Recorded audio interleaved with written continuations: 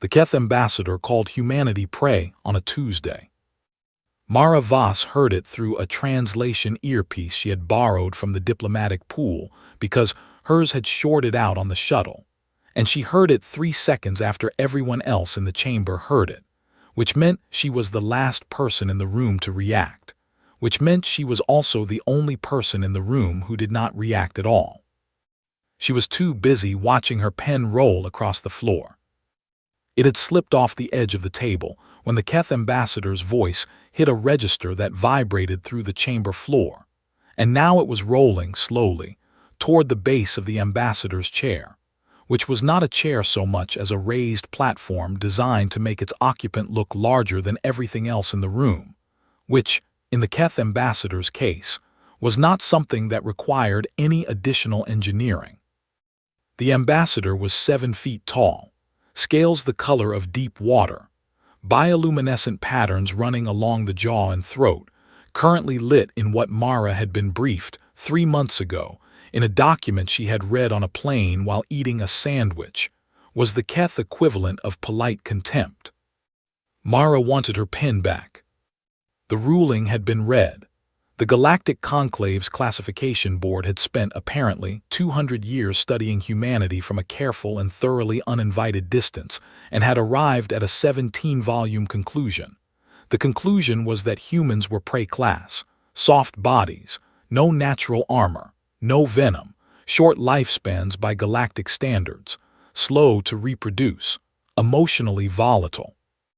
The board had noted, with what the translator rendered as something close to pity, that humans had managed to survive long enough to achieve interstellar travel, which was frankly impressive for something that ranked so poorly on every biological threat metric.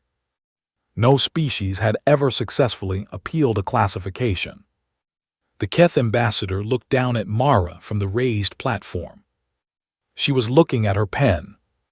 It had stopped rolling approximately 4 inches from the base of the platform, close enough that retrieving it would require leaning across the ambassador's personal space. The ambassador's personal space currently contained approximately 7 feet of apex-classified predator, whose bioluminescent threat display was now aimed, with focused precision, directly at her. She leaned across anyway. Got the pen. Sat back up. Put the pen in her jacket pocket. The chamber was very quiet.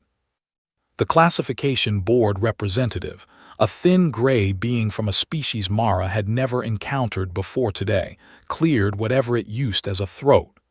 Ambassador Voss, the translator rendered. The ruling has been delivered. Does the human delegation acknowledge? Mara's earpiece had caught up by now.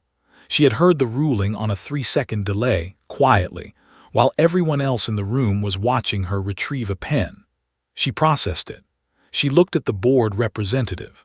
She looked at the 40 Keth warships parked in orbit outside the viewport behind the chamber's far wall, arranged in the kind of formation that was not technically a threat display, technically. Sure, okay, she said. The chamber exhaled. The Keth ambassador's bioluminescence shifted, whatever that meant. The board representative filed the acknowledgement. Prey class designation, effective immediately. Trade route access reduced to prey class allocation. Military sovereignty status, non-applicable. Territorial protections, minimal. The language of the ruling was formal and precise and amounted, in plain terms, to the galaxy deciding that humanity was the kind of thing that happened to other things rather than the kind of thing that made things happen. Mara wrote the words, "call home" in her notebook. She underlined it once. She did not underline it twice because she had learned, a long time ago, on a station she did not think about, that when things were bad enough to underline twice, the underlining was already beside the point. The session adjourned. The other delegations filed out. Prey-class species moved in clusters, Mara noticed. Predator-class species moved with the particular ease of animals that had never needed to track exits. She watched this. She had been watching it for 3 months without writing it down anywhere because some observations were more useful when they stayed inside your head. She called home from a communication booth in the corridor, a narrow glass cabinet that smelled like recycled air and someone else's lunch. 14-minute signal delay each way. She gave her report in 28 words, which was all the report there was, and then she ate the granola bar she had been carrying in her coat pocket since morning, because the session had run 4 hours past schedule, and she had not eaten since the shuttle. It was stale. She ate it anyway. The response came 28 minutes later. She was on her second cup of station coffee, which tasted like hot water that had heard a rumor about coffee and was trying its best. The response was from her direct superior, rooted through 6 government departments, carrying the weight of 8 billion people who did not know this conversation was happening, and it was 11 words. Understood, hold position, do not escalate, we are sending the other thing. Mara read it twice. She did not know exactly what the other thing was. She had a reasonable idea. She finished her coffee. The Keth ambassador found her in the corridor before she reached the transit bay, moving quietly for something that large, she noted, that was worth noting. You took that well, the translator rendered, though the tone the translation was trying to carry was something closer to. You took that in the way small things take bad news when they have no alternative. Mara looked up at the ambassador, at the bioluminescent patterns, at the 40 warships visible through the corridor window, still arranged in their technically not a threat display formation. She thought about the pen, the earpiece, the stale granola bar, the 11-word message from home. She thought about what it meant that the galaxy had spent 200 years studying humanity and had arrived, confident and thorough, at entirely the wrong answer. You know, she said, your people put a lot of work into those 17 volumes. The ambassador waited. You should really read the ones we wrote about you. She walked to the transit bay. She did not look back. She did not need to. The other thing arrived on a civilian transport 3 days later, eating instant noodles from a thermos and wearing a jacket that had survived at least 1 more decade than it should have. Commander De-Young Park was 51 years old, retired Special Forces, current director of Xenobiological Threat Assessment, which was a title that sounded like it belonged to someone who filed paperwork in a quiet office somewhere, until you learned that the office had no windows and the paperwork involved contingency plans for scenarios that most governments preferred to believe were not contingency plans at all. He was unarmed. The Keth intelligence apparatus confirmed this with a full-spectrum scan before he was permitted through the docking corridor. The scan was thorough. The conclusion was clean. The Keth filed it under, confirms Prey-class profile. Park found Mara in her quarters, a narrow room with a viewport overlooking the station's outer ring, and a desk covered in documents she had been annotating in handwriting that had gotten smaller and sharper over the last 72 hours. He pulled up the only chair that was not covered in documents, sat down, and offered her the thermos. She took it. The noodles were aggressively mediocre. She ate them anyway. How bad is the classification going to hit us? She asked. Park considered this with the patience of someone who had spent 3 decades being paid to consider things carefully before saying them out loud. Trade restrictions go into effect in 60 days. That cuts access to 40% of the intertransit corridors.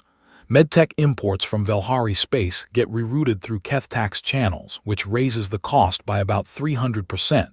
He paused. Long term, it is engineered to take about 30 years to fully land. The Keth are not in a hurry. They think they have time. They always think they have time. Mara handed the thermos back.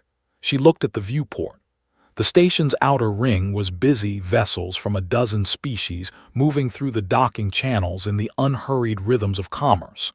She could identify the Keth vessels by their formation habits, the way even civilian ships maintained attack-ready spacing as a matter of instinct. Tell me about the Prey-class species, she said. Park set the thermos on the floor. He had clearly been waiting for her to ask this. The three prey class species currently holding conclave seats were the Velhari, the Moon, and the Cherath. The Velhari were avian, small, iridescent, navigating the conclave with the careful precision of creatures who had survived by being difficult to catch and easy to overlook. The Moon were aquatic, slow on land, extraordinarily fast in any pressurized corridor, and had been under Keth economic control for 60 years without a single formal acknowledgement that this was what it was. The Cherath no one talked about much anymore. They had 12 seats 2 centuries ago. They had 2 now. Mara looked at him. He looked back. Right, she said. The Keth classification system is not just a taxonomy, Park said. It is a management structure. Prey class means open territory. It means your resources are accessible under resource-sharing protocols, which is conclave language for legal acquisition, over an agreed timeline. She stood up. The viewport was doing nothing useful for her mood, so she turned away from it. What do we have in place? This was the question he had come to answer. For 40 years, since humanity's first contact signal was intercepted, and the conclave's observation protocols were quietly initiated, a small, unfunded, officially non-existent department within the Xenobiological Threat Assessment Office had been running a parallel project. The project had no formal name. The people inside it called it the library, which was either understated or a very particular kind of joke, depending on whether you knew what it contained. The library held biological threat profiles for every conclave species, not military capabilities, not weapons assessments, biological thresholds, the precise environmental, psychological, and physiological conditions under which each species' decision-making deteriorated, retreated, or failed, what they could not adapt to, what they had no reflex for because they had never needed one. The Keth, for example, had no cultural architecture for sustained uncertainty. Their military history was a sequence of rapid, decisive engagements. They won the first wave. They had always won the first wave. The concept of a conflict that did not resolve quickly was, for the Keth, not a strategy. It was a malfunction. The Velhari representative found Mara the next morning, at the edge of the session chamber before the day's proceedings began. Small, iridescent in the low station lighting, eyes that moved in careful, sweeping arcs that looked like nervousness and were actually something much older than nervousness. It pressed a thin data chip into her hand, with the practiced casualness of a species that had spent centuries learning to pass things without being seen passing them. She read the chip in the bathroom, which was not a dignified location for one of the more significant documents she had ever encountered, but dignity was an adjustable variable. The chip contained a record, every military engagement the Keth Dominion had initiated in 4 centuries, every species classified as prey class at the time of engagement, every outcome. The list of species that were no longer present at conclave was longer than the list of species that were. The final entry on the document was recent. The ink, metaphorically speaking, was still wet. It said humans. Mara folded the data chip into her pocket, next to the pen she had retrieved from the ambassador's floor 3 days ago. She looked at herself in the bathroom mirror for a moment, 34 years old, Chicago-born, 2 tour on Europa Station during the years she did not discuss at professional functions, now standing in a bathroom on a space station, arguing with a galaxy that had just decided she was the kind of thing that got eaten. She went back to the session chamber. She stopped at the refreshment station, found a Velhari attendant, and asked what the Velhari delegation preferred to drink. The attendant looked at her with the expression of someone encountering an unexpected variable. She waited. The attendant answered. She ordered it, had it delivered to the Velhari representative's seat, and tipped the attendant more than the station's suggested gratuity, which was apparently not something that had happened before, based on the attendant's reaction. Small things mattered. Park was across the chamber, speaking with a Keth general. He was using his patient voice, the one that sounded like a man explaining something obvious to someone intelligent enough to understand it, once they had time to think. The Keth General's bioluminescence was doing something Mara did not have vocabulary for yet.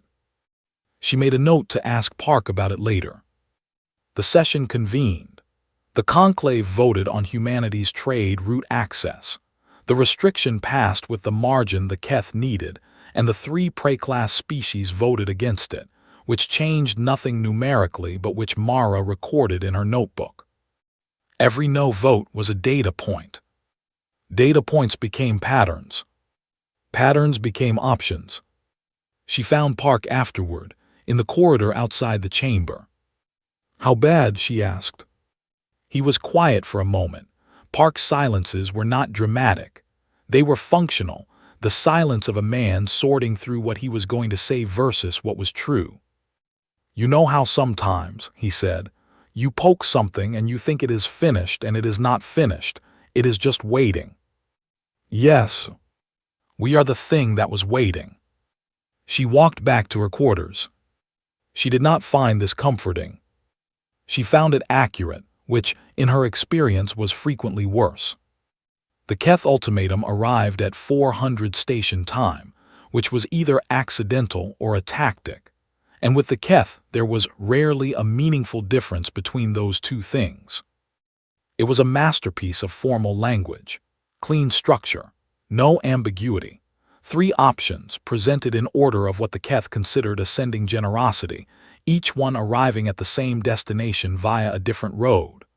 Humanity could accept formal prey-class integration immediately, with a negotiated resource-sharing timeline. Humanity could accept a provisional sovereignty arrangement, renewable at Keth discretion, which was the same destination with a nicer door. Or humanity could formally contest the classification and submit to a full conclave arbitration process, which had a historical resolution timeline of 40 years, and a historical resolution outcome of 100% in favor of the classifying authority. 3 options. It had always been enough. Mara read the ultimatum at 4:10. She made coffee. She sat at her desk and looked at the viewport, where the Keth warfleet was arranged in orbit with the patience of things that believed they had already won and were simply allowing the paperwork to catch up. She sent one message to Park. He responded in 4 words, "I know, stand by." She spent the next 36 hours doing paperwork. Not symbolic paperwork, real paperwork, the administrative machinery of a diplomatic mission running at full capacity, visa protocols for human researchers on 6 different stations, supply requisitions for the mission's medical bay, a 3-page formal complaint to the conclave facilities office about the chair heights in the main chamber. She filed all of it. She got the chairs approved. On the 37th hour, Earth responded. Not from her department's official channel. The response came from 47 different points simultaneously, across 17 different conclave systems, through channels that were not military, not diplomatic, not anything the Keth threat assessment models had been built to track. They were human workers, researchers, engineers, medical technicians, agricultural advisors, teachers. Humans who had spent 40 years being exactly what the prey-class designation suggested, harmless, useful, easily overlooked, permitted everywhere because they posed no conceivable threat, and who had in that time become load-bearing. Not through infiltration, not through deception, through the simple, relentless human habit of showing up and making themselves useful until the surrounding structure had quietly, organically, incorporated them. The Keth ran the numbers. The numbers were wrong. They ran them again. The numbers were still wrong in the same direction, with a confidence level that meant the numbers were not wrong, and the problem was with the original model. 11 of the conclave's critical infrastructure systems ran on maintenance protocols developed or significantly modified by human engineers over the past 3 decades. 3 prey-class species food security programs were built on agricultural technology that humans had introduced and that no one else had fully replicated yet. The Keth Dominion's own pathogen-resistant systems, the medical fleet protocol used across 40 vessels, had been developed by a researcher from Nairobi who had since retired and spent her days growing tomatoes and corresponding with former students. She had never worked for any government. She had worked for a university, then a conclave medical relief organization, then herself. No one had asked her to embed her methods into Keth medical infrastructure. The Keth medical team had simply found the methods effective and adopted them. Which was, in the end, the point. You do not need to plan a dependency. You only need to be good enough at enough things for long enough that the dependency grows on its own. The Keth General HFY summoned Mara to a formal explanation session, which was the Keth diplomatic term for a meeting at which one party explained something, while the other party sat in a room designed to remind them of their size relative to everything else. The room was Keth standard, ceilings high enough to accommodate 7 feet of apex predator with comfortable clearance, chairs built for Keth proportions, tables at Keth height. Mara sat across from HFY and felt the chair under her, which was too tall for her frame, leaving her feet approximately 2 inches from the floor, which made her feel 12 years old, which made her feel a very specific and familiar kind of angry that had nothing to do with HFY and everything to do with a lifetime of rooms built for something other than what she was. She used that anger. She had learned how. It was a known thing, steady, familiar, useful, and she reached for it the way you reach for a tool you have carried so long it has worn a groove in your hand. HFY asked why humanity had not selected one of the 3 options. The bioluminescence along the general's jaw was running in a pattern Mara had not seen before. She catalogued it. "We chose a 4th option," she said. HFY was still. Mara explained the 4th option in the plainest language she could use, because plain language in a room like this was its own kind of statement. Humanity was not contesting the classification. Humanity was not declaring conflict. Humanity was nodding formally, as a matter of record, that removing human personnel and human-developed systems from their current positions within conclave infrastructure was the right of every governing body involved and would be accomplished, upon formal request, in accordance with standard contract dissolution protocols. The estimated timeline for full withdrawal, across all positions in all systems, would be approximately 14 months. HFY said nothing. Mara continued. During those 14 months, the infrastructure gaps created by that withdrawal would be, of course, the responsibility of the relevant governing bodies to fill. The conclave had access to many capable species. The transition would require some planning. She did not enumerate what some planning meant in practical terms. She did not need to. HFY had access to the same numbers the Keth threat assessment models had just run and rerun and run again. The general knew what the gaps looked like. The general knew what filling them would require and how long it would take and what would be exposed in the meantime. The bioluminescence along HFY's jaw went dark. All of it completely. Mara had learned, from a briefing document she had read on a different shuttle eating a different meal, that Keth bioluminescence going fully dark had only one recorded meaning. It meant the animal did not know what to do next. She looked at the general's hands, immense, scaled, currently very still. She thought for just a moment about Europa Station, the 18 months that were not in any of her official files, what she had learned there, not in any training module or debrief, but in the specific and thorough way that experience teaches things it intends you to keep. The thing that survives is not always the strongest thing in the room. It is the thing that made itself necessary to enough other things that removing it costs more than tolerating it. She did not say this to HFY. She had said enough. The silence in the room was doing the work. After a long time, the general spoke. The translator took a moment with the register, and when it rendered the words, there was a note in the audio, something between confusion and recognition, that the translator's designers had probably not anticipated needing to encode. "What are you?" HFY asked. Mara thought about the pen on the floor, the stale granola bar, the chair that was too tall, the Velhari representative's careful eyes, the researcher in Nairobi growing tomatoes, unknowingly holding a thread that ran through the Keth medical fleet. 8 billion people who had been told, in 17 thoroughly researched volumes, that they were the kind of thing that other things ate. "We are the ones who outlasted everything that ever tried to eat us," she said. She did not raise her voice. "Your move." The Keth struck on a Wednesday. Later, analysts would write papers about the timing, whether it was strategic or emotional, whether the Keth command structure had calculated the strike window or simply reached a point at which an apex predator with no language for hesitation defaulted to the only vocabulary it had ever needed. The papers would miss the point, which was that it did not matter. 40 vessels hit 3 human colony worlds in the first wave. The strikes were clean, fast, and devastating in the way that things are devastating when they are executed by a military that has won every first wave it has ever launched, and has therefore built its entire doctrine around the certainty that the first wave is sufficient.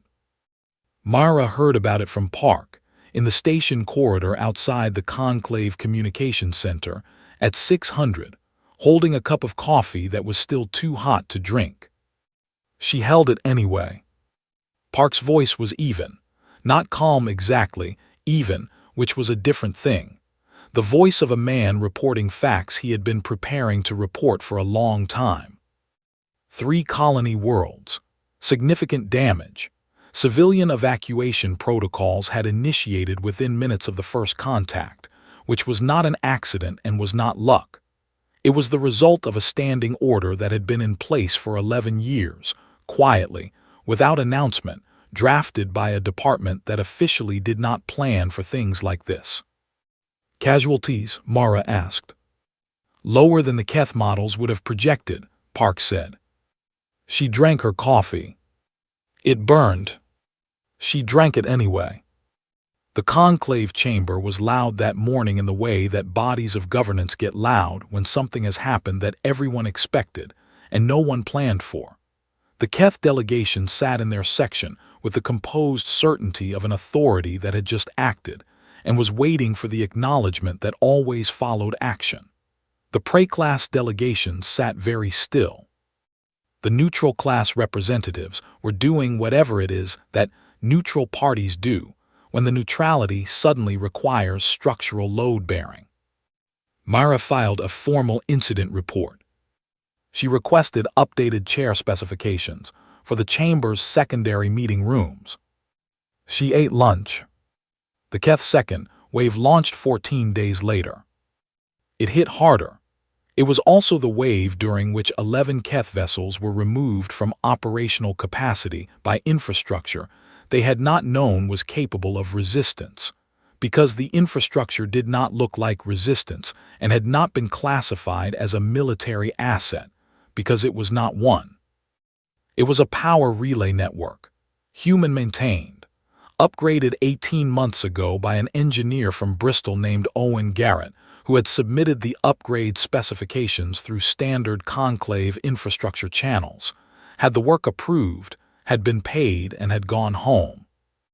The relay network, when Keth vessels moved through the corridor in formation, did something that Owen Garrett's specifications had technically permitted it to do, under a very specific set of conditions, that the Keth tactical assessment had not modeled, because no one had thought to model a power relay network as a threat variable. Owen Garrett was, at this moment on Earth in Bristol, and had no idea any of this was happening. This was also not an accident. Mara continued doing paperwork. She processed 17 diplomatic communications from conclave member species who were watching the engagement with the careful attention of observers who had not yet decided which direction the situation was going to land. She responded to each one with measured, precise language that neither confirmed nor denied anything that was not already a matter of public record. She called home, 14-minute delay, her mother answered. Her mother did not know the specifics of what Mara did. She knew Mara worked in diplomacy. She knew the job involved a lot of travel and irregular hours. She asked whether Mara was eating. Mara said yes. Her mother said good. They talked for 9 minutes about her mother's garden, which was struggling because of a late frost, and her mother's neighbor's dog, which was not struggling and in fact appeared to be thriving in ways that made it something of a local nuisance. Mara found this conversation to be the most useful 14-minute block of her week. She went back to work. Week 6. The Keth pulled back to regroup. In the history of Keth military engagement, which was long and thoroughly documented, there was no recorded instance of a strategic pullback. There were tactical repositions. There were second-wave consolidations.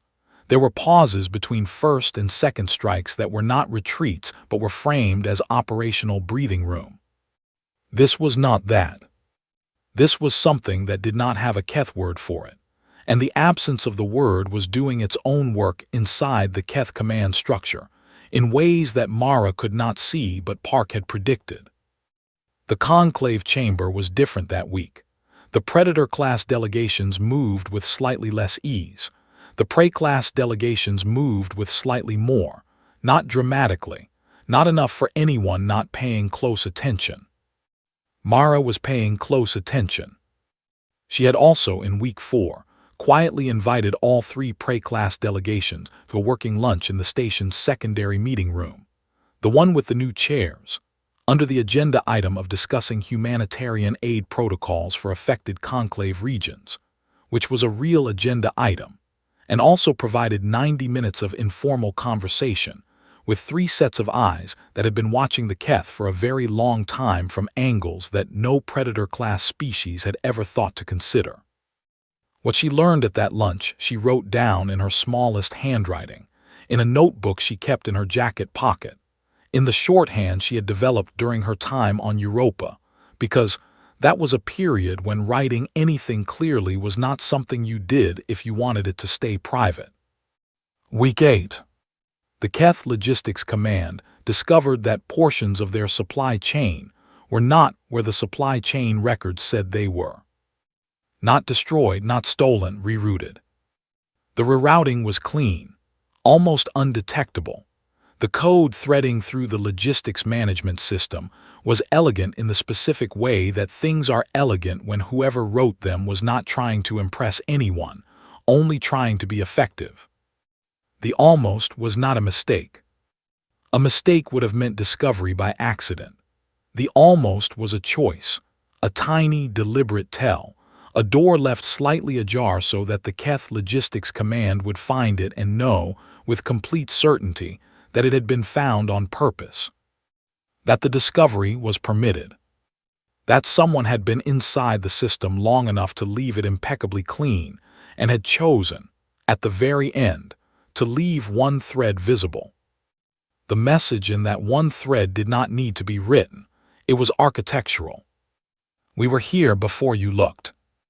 Mara received, in week 9, a message notification from a sender she had not heard from in 11 years. The return address was a station she did not say out loud. The name attached to it was one she had not said out loud in the same 11 years, which was not the same as not having thought about it, but the gap between thinking something and saying it aloud had served her well enough that she had stopped examining the gap. She turned the notification face down on her desk. She processed 6 diplomatic communications. She filed a facilities report. She drafted a response to a conclave committee inquiry regarding humanitarian transit protocols. She turned the notification back over. She read it. She turned it back down. She left it there for 4 hours. Then she picked it up and read it again. She did not respond. Not yet. She put the notification in her pocket, next to the pen, next to the data chip, next to the notebook. She seemed to be accumulating things in that pocket, things she was not ready to put down. Week 14. The Keth requested a cessation of hostilities. In 4 centuries of Keth diplomatic and military record, the phrase cessation of hostilities had appeared in a Keth communication in exactly one context, as an offer made by the Keth to a defeated party before the formal terms of that defeat were recorded. It had never, in 4 centuries, appeared in the other direction. HFY delivered it in person, in the chamber with the new chairs, which the general had now been in 3 times, and which Mara suspected the general had stopped noticing in terms of the chair heights, which was its own small kind of data point. The bioluminescence was doing something Mara had not seen before on any Keth officer, something that moved in a slow, irregular pattern with no clear communication function. She asked Park about it afterward. Park was quiet for a moment. "Uncertainty," he said. "It is what uncertainty looks like. They have never been uncertain before. Not in any recorded engagement, no." She sat with that. The conclave chamber was visible from the corridor window. The pre-class delegations were moving through the evening session transition. The Velhari representative, small, iridescent, eyes in their careful arc, paused for a moment and looked in her direction. She nodded. The Velhari representative nodded back. "Good," Mara said. It came out quieter than she had intended. Park looked at her. She looked at the chamber. "It is good," she said in her normal voice. He did not disagree. The negotiations took 9 months. There was a version of that sentence that sounded like a long time and a version that sounded like no time at all, depending on where you had been standing for the previous 3 decades. From where Mara was standing, 9 months was the exact amount of time it took to rebuild a working framework between a galaxy that had been wrong about something fundamental and a species that was trying to correct it without making the galaxy feel small for having been wrong. That second part was the hard part. She knew it going in. She was not a gentle negotiator. She had never needed to be. Gentleness was a tool she had, along with all the other tools, but it was not the one she reached for first in rooms where the other party had spent centuries winning by force and was now trying to determine whether losing gracefully was something they were capable of. You did not help them by being soft. You helped them by being precise. She was precise. The Keth delegation across the table from her was led, formally, by a diplomatic officer named Vrethko, younger than Esrethva, less bioluminescence, which in the Keth meant either youth or a deliberate dampening. Mara was not sure which it was for the first 3 sessions. By the 4th session she had decided it was both, and that this was actually useful. Vrethko was listening. You could see it, if you knew what listening looked like on a face that had not evolved for it. The structural framework of the negotiations was technically simple and practically complex. Humanity's classification status had to be formally reviewed. The trade route restrictions had to be lifted or renegotiated. The 3 colony worlds required formal acknowledgement of damages under conclave recovery protocols, which was language that had never been applied to a pre-class species before because pre-class species, in the conclave's historical record, did not have damages formally acknowledged. They had damages. The distinction was in the word formally, and the word formally was doing enormous work in those sessions. Mara fought for every instance of it. She also argued for 6 weeks about whether the conclave's classification system required structural amendment, the outcome of which was a compromise that satisfied no one entirely, and therefore was probably the right answer. The system would not be immediately overhauled but would be subjected to a formal review process with defined criteria and a binding timeline. Defined criteria and binding timelines were the structural DNA of actual change. Aspiration without criteria was decoration. She had learned this in a policy class before Europa and had had it confirmed by everything since. The review criteria were her real victory. She knew it. Park knew it. The Keth delegation probably knew it by week 7, which was also the week Vrethko stopped dampening the bioluminescence in sessions and just let it run, which Mara read as either comfort or resignation, and either way was fine. The classification hearing itself was the last formal event of the process. The conclave chamber was full. Every delegation seat occupied. Every species that held a conclave position was present because this was, in the formal record, a routine reclassification hearing, and in the informal reality of the room, something that everyone who had been paying attention for the last 9 months knew was not routine at all. The classification board read the findings. Humanities Pre-Class designation had been issued under criteria that had since been determined to be insufficient for the scope of assessment required. The board noted, in language that was carefully formal and carefully precise, that the original 17 volumes of the Keth assessment had been accurate in their biological measurements and significantly incomplete in their behavioral and adaptive modeling. The board then encountered a problem. The conclave classification system contained 3 designations: predator class, prey class, and neutral class, which applied to non-biological entities and had never been used for a spacefaring species.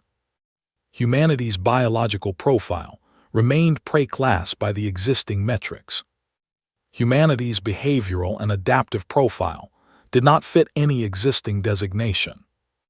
The board representative, the same gray being who had delivered the original ruling, looked at Mara across the chamber with the expression, or what she had learned to read as the expression, of something encountering a category error and choosing honesty over bureaucratic convenience.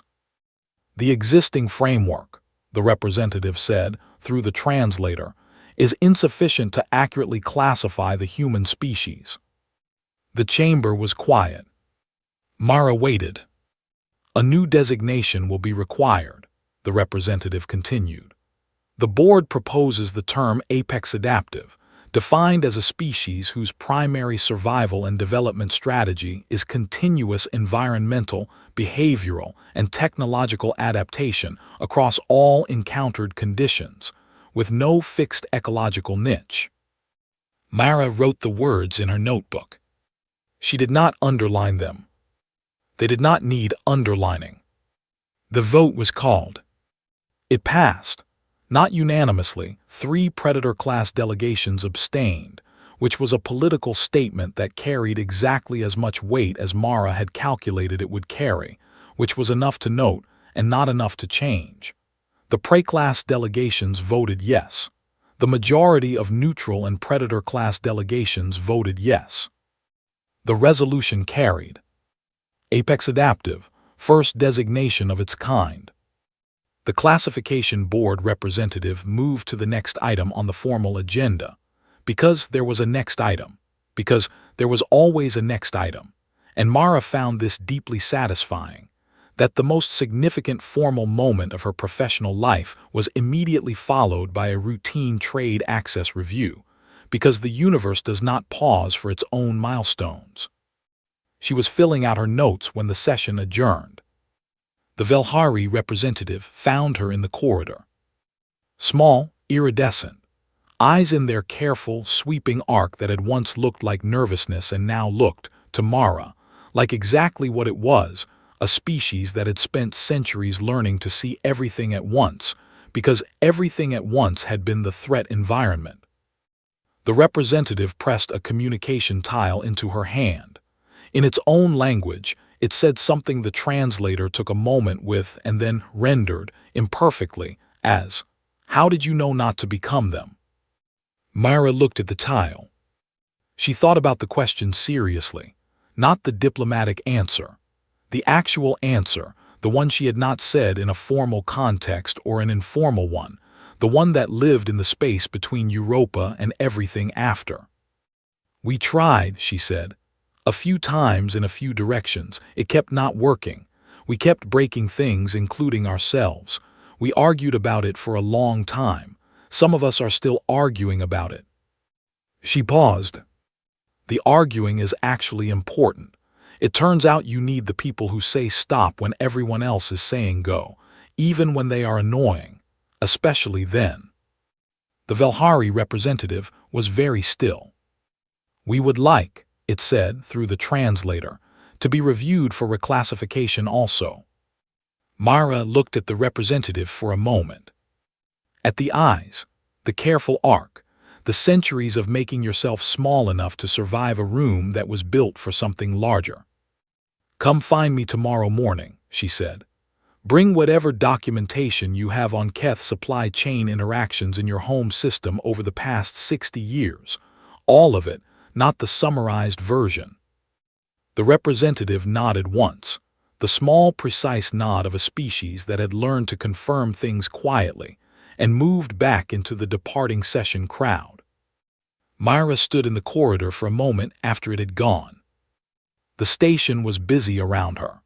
The usual flow of post-session movement, delegations heading to communications, to transport, to the informal conversations that happened in corridors, and were frequently more consequential than anything that had occurred in the chamber.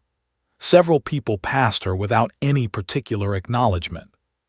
Several others looked at her with the look that she had been receiving for the last week, which was a look she did not have a clean category for, something between reassessment and a question that had not finished forming yet. She was fine with the unfinished questions. Unfinished questions were where the actual work lived. Park found her on the observation deck an hour later. He was carrying 2 cups of the station coffee that was not good but was consistent, which was the most important quality in a beverage when you were working extended hours on an unfamiliar schedule. He handed her one. She took it. The Keth Warfleet was visible from the observation deck.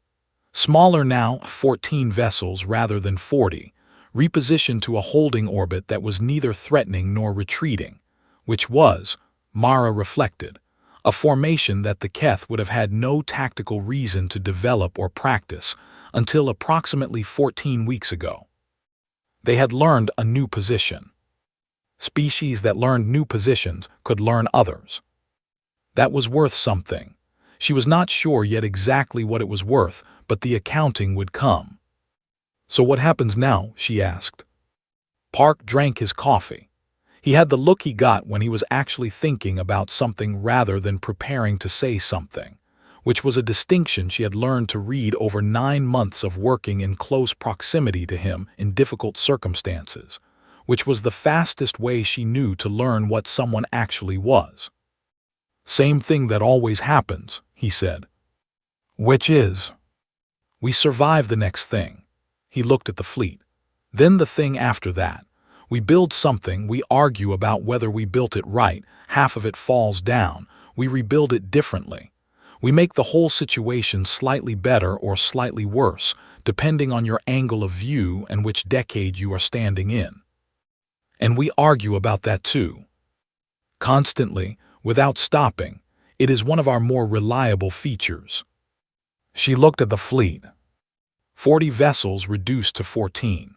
Not by defeating them in the way that the Keth had always defined defeat, first wave, decisive, clean, but by making the first wave expensive, then uncertain, then unresolvable by any tool the Keth had developed for resolution, and then by offering them something to stand on. Not mercy exactly. Mercy implied power asymmetry of a different kind, more like recognition. The recognition that a species which had never been uncertain before was experiencing uncertainty for the first time, and that the first time was the worst time, and that what you did with something in its worst moment determined what it became after. She did not know what the Keth were going to become. She had a few hypotheses. She had written them in her notebook in her smallest handwriting.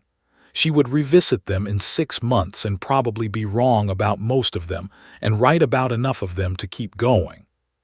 That was the job. She put her hand in her jacket pocket.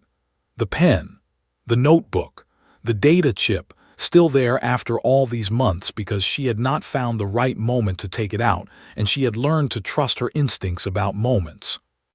And the notification. 11 years of not responding, 9 months of carrying it.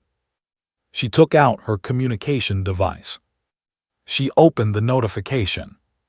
She read it again. She typed 3 words. She did not look at them for a long time. Then she looked at them. They were the right words or they were not, but they were the most she had, and she had learned on Europa that the most you have, given honestly, is worth more than a better version given too late. She sent it. The fleet was still visible through the observation deck viewport. 14 vessels, in a formation that did not have a Keth name yet. The galaxy was out there beyond them, larger than anyone had mapped, more species than the Conclave had catalogued, more conflict than the current framework was built to resolve, and more possibility than any one classification system could contain. It had looked at humanity for 200 years. It had arrived, confidently and thoroughly, and with 17 volumes of evidence, at the wrong answer. Not because it was stupid, because it was using the wrong question. It had asked, "What is this thing?" It should have asked, "What has this thing survived?" The two questions look the same from a distance. They are not the same. Mara finished her coffee, cold by now. She had a habit of letting things go cold and finishing them anyway, which was either a personality trait or the result of a decade of working in conditions where hot was a temporary state and finishing things was the only option that mattered. Probably both. She put the cup down on the railing. She looked at the fleet. She looked at the stars past it. Somewhere out there, the Velhari were preparing documentation. The Moon were watching. The Cherath, the ones who still had seats, the 2 remaining out of 12, were doing whatever it was that a species did when it had been diminishing for 2 centuries and had just watched something smaller than itself refuse to diminish. Somewhere in Nairobi, a retired researcher was watering her tomatoes, unknowing and unbothered. In Bristol, Owen Garrett was probably working on something new, specifications already drafted, filed through standard channels, approved, paid. In Chicago, Myra's mother was probably arguing with the neighbor's dog. 8 billion people, not waiting to be told what they were. Just being it. Just doing the next thing. The galaxy had called them prey. The galaxy had looked at soft bodies and short lifespans and slow reproduction, and had run its models and arrived at its conclusion, and had been so certain, so comprehensively certain, that it had not thought to ask what 4 million years of surviving everything actually produced. Not the strongest thing, not the fastest, not the most armored or venomous or perfectly designed for any particular environment. The thing that made itself necessary. The thing that learned from every threat that tried to end it and kept the lessons and built the next version of itself out of them. The thing that had walked into a galaxy full of predators, classified prey, and made itself load-bearing before anyone thought to check whether it should be allowed. Myra picked up the empty coffee cup. She recycled it in the corridor dispenser on her way back to her quarters. She had reports to file in the morning. New chairs to requisition for the secondary meeting rooms on 2 other stations. A Velhari documentation review to prepare for. A 3-word message she had sent, waiting somewhere in transit, crossing the distance between 9 months of silence and whatever came after. The work. Always the work. She went to bed at a reasonable hour for the first time in 9 months, which was its own kind of victory, and she slept without dreaming, which was another. And in the morning she got up and made coffee and started on the reports. The galaxy had learned a new word. She was going to make sure it kept it.